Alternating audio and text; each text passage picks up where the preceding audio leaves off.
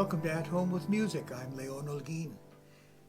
We've been talking about adding chords to a melody, and I mentioned that it always helps to have a great melody.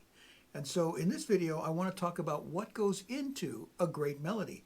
You can have a great melody in almost every type of music. Classical composers, for example, are often known for writing beautiful tunes. Franz Schubert, for example, wrote one of the most famous melodies of all in his Unfinished Symphony.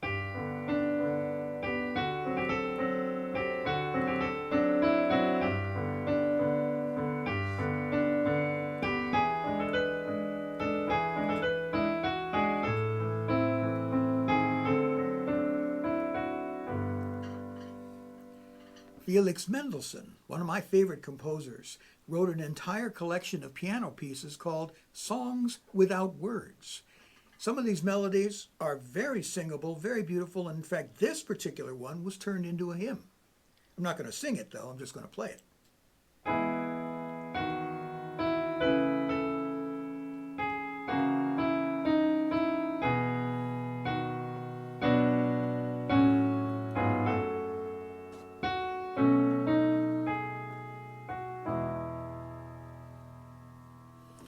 In popular music, one of the most famous melody writers of all time is Paul McCartney. See if you recognize this melody.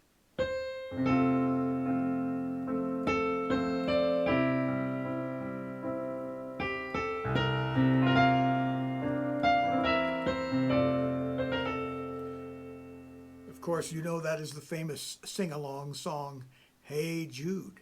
And McCartney, of course, was supremely gifted in writing melodies. I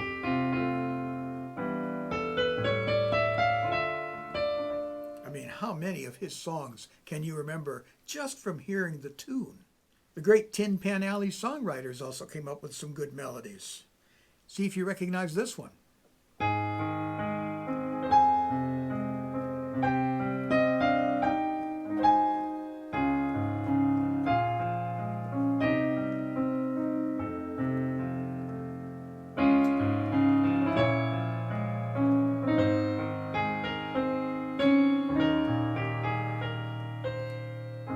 Forgive the wrong note in the bass there, but obviously a lot of folks can recognize this song just from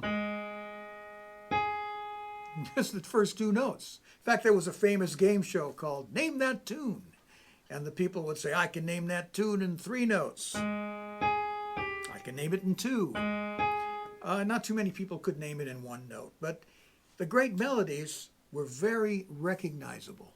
Sometimes they would borrow melodies from classical pieces, the great Tin Pan Alley songwriters, and they would write a song with it.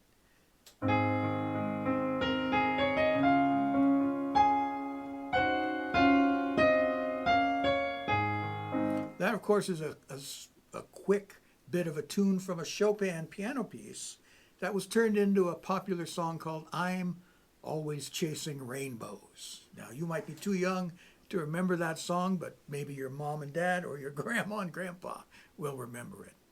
So as I've mentioned in previous videos, a great melody can stand on its own.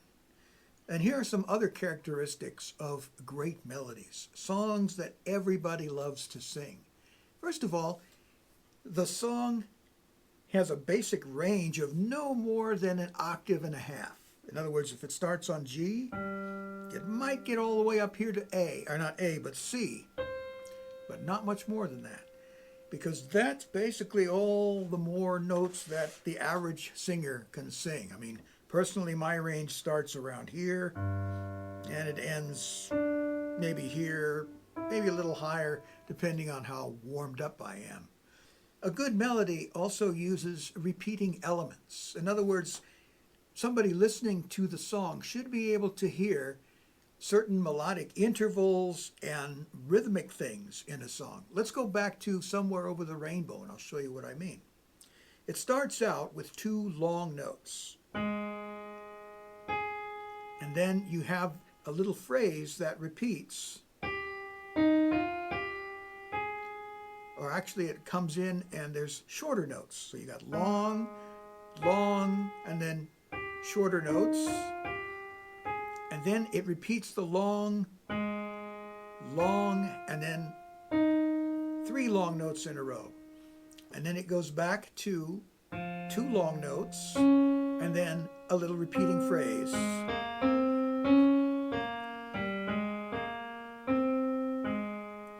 And so you notice there are leaps in the melody, but then you have stepwise motion. There's stepwise. Da da dee dee. It's part of the A flat major scale. And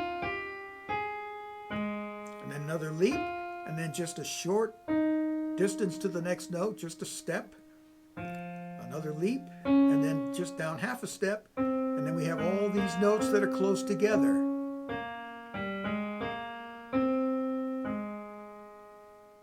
Another thing that a good melody does is it makes a statement and then it pauses before it goes on to the next thing.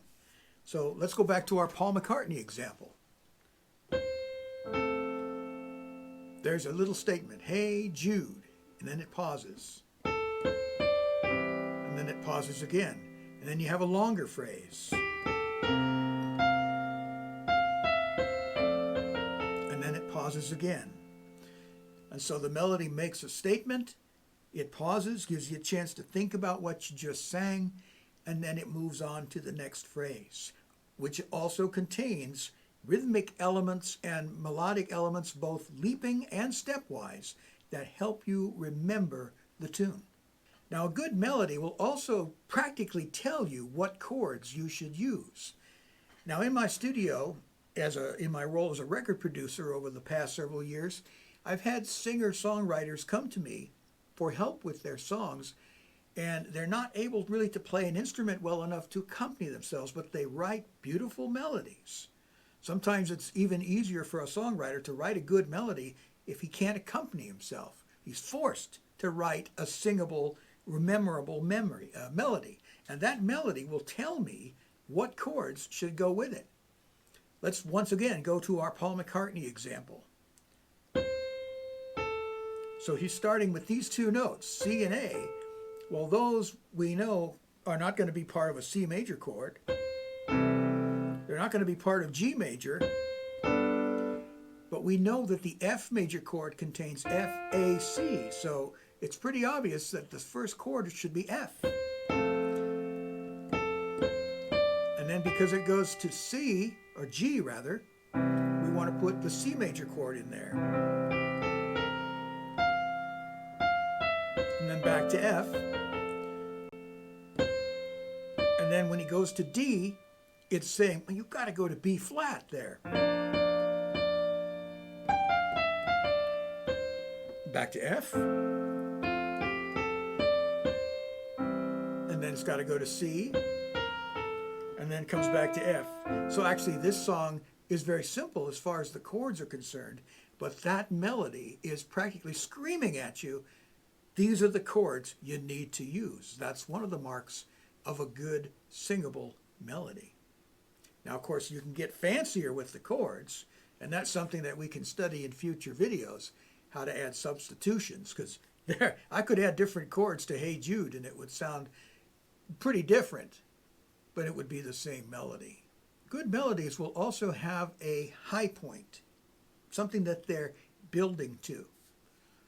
So once again, we're going to go back to Paul McCartney because he is such a good melody writer. And you'll notice that this melody to Hey Jude, it builds to a high point. Right? It's starting kind of low. And that may be like the sub-high point. But here's the high point. That's the highest note in the melody.